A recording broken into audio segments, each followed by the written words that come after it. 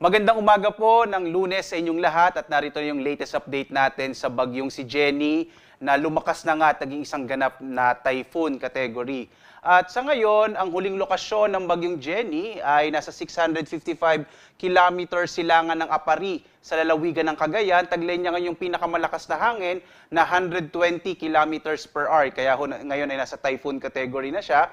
At pagbugso na sa 150 kilometers per hour. Ang pagkilos ho nito ay pahilagang kanluran sa bilis na 10 kilometers per hour. Para ma-imagine ho natin kung ano ibig sabihin ng 120 kilometers per hour, kung sakaling ito ay tatama sa lupa hanggang signal number 4, yung itataas natin na tropical cyclone signal. At sa ngayon naman, base sa pinakahuling track natin na hindi pa naman natin ito inaasahang tatama sa anumang direktang epekto o tatama yung mata nito sa anumang bahagi ng ating bansa. Patuloy pa rin yung pag-iral ng southwest monsoon at ito magdadala ho, itong hanging habagat na magdadala ng mga pag-ulan, partikular na sa may kanlurang bahagi ng Southern Luzon, gayon din dito sa may bahagi ng Visayas at Zamboanga Peninsula. Sa lalabing bahagi ho ng ating bansa, inaasahan natin yung mga isolated rain showers and thunderstorms.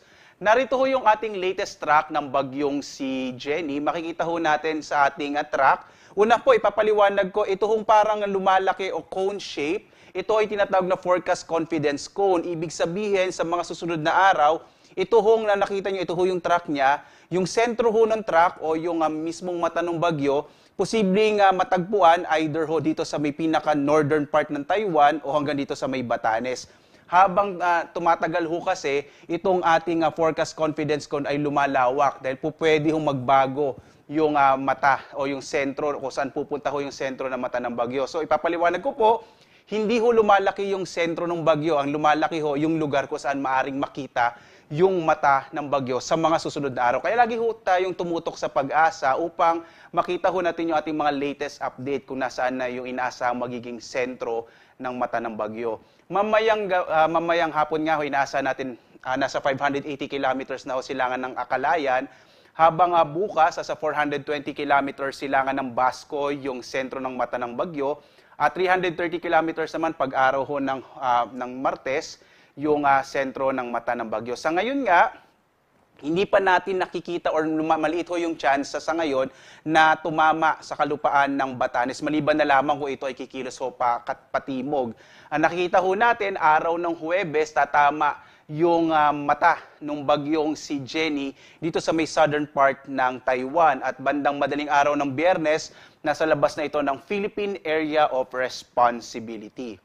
At sa ngayon nga, dahil ho sa bagyong Jenny, inaasahan naman natin o nagtaas ho tayo ng tropical cyclone wind signal. Ito yung hangin na maaaring asahan, partikular na di sa may bahagi ng Batanes, Babuyan Islands, silangang bahagi ng mainland Cagayan, mga bayan ho yan ng Santa Ana, Gonzaga, Bugay, Santa Teresita, Lalo, Bagao, Gataran at Peña Blanca. Gayon din ho sa silangang bahagi ng Isabela, Maconacon, Dibilacan at Palanan. Kapag may tropical cyclone wind signal number 1 tayo, hanggang sa susunod na 36 na oras, ay maaari tayong makaranas ng mga malalakas na hangin, posible din medyo maulap ang kalangitan at may chance din ng mga pag-ulan.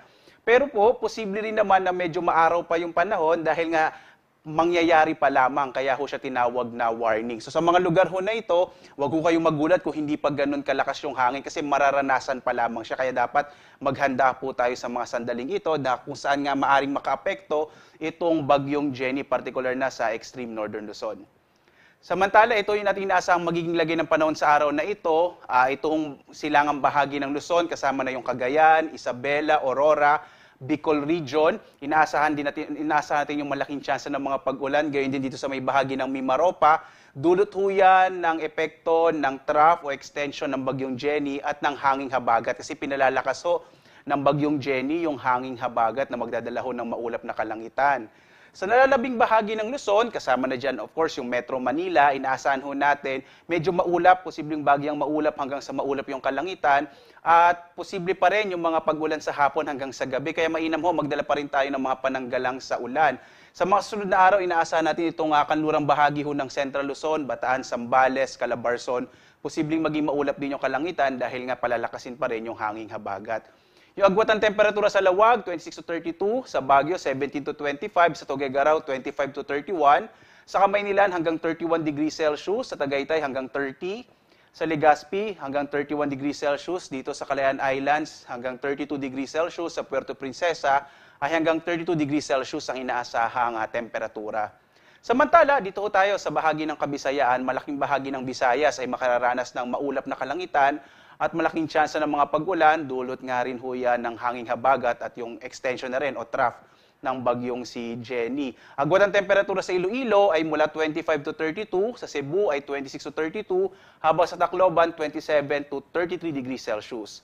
Sa Zamboanga Peninsula, posible pa rin ho ang maulap na kalangitan dulot ng habagat, habang sa lalabing bahagi ho ng Mindanao ay mga isolated rain showers and thunderstorms naman na maranasan sa araw na ito. Agwat ang temperatura sa Zamboanga 25 to 32, sa Cagayan de Oro 26 to 32, habang sa Davao ay 26 to 32 degrees Celsius. Samantala ho, ngayong araw, may mga tsansa ng posibleng malalakas na mga pag-ulan, katamtaman hanggang sa malakas na pag-ulan sa Occidental Mindoro, hilagang bahagi ng Palawan at Western Visayas, dulot ho yan ng hanging habagat na pinalalakas ho ni Typhoon Jenny. Bukas naman, yung bahagi ng Batanes, Babuyan Islands at hilagang bahagi ng mainland Cagayan, posibleng medyo maulan dulot ng bagyong Jenny. Habagat naman ang magpapaulan dito sa Occidental Mindoro, northern portion ng Palawan, posible no sa ilang bahagi ng Bataan at ng Zambales.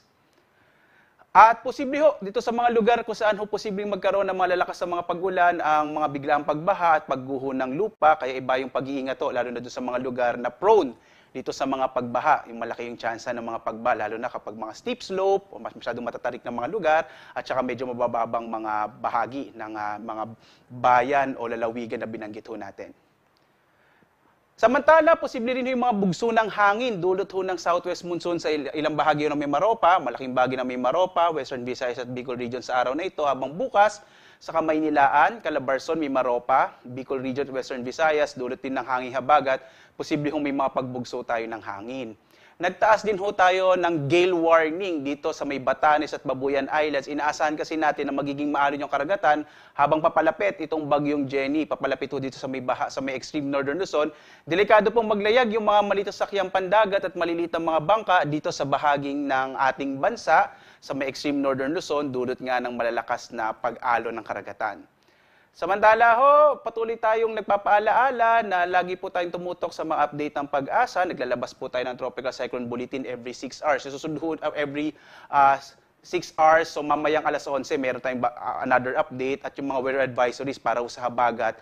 Maglalabas po tayo mamayang alas 5 ng hapon. Samantala ho, or mamaya pong alas 11 ng umaga, meron po tayong weather advisories at meron din tayong mga thunderstorm advisory at heavy rainfall warning na ipinalalabas ng ating iba't ibang mga regional services division. Dito nyo malalaman kung saan magkakaroon ng mga thunderstorms, gaano katagal at gaano kalawak. At makikita ho ito sa iba't ibang mga social media platforms ng Pag-asa, dito sa X, sa Facebook, sa YouTube at sa ating website pag-asa.dost.gov.ph.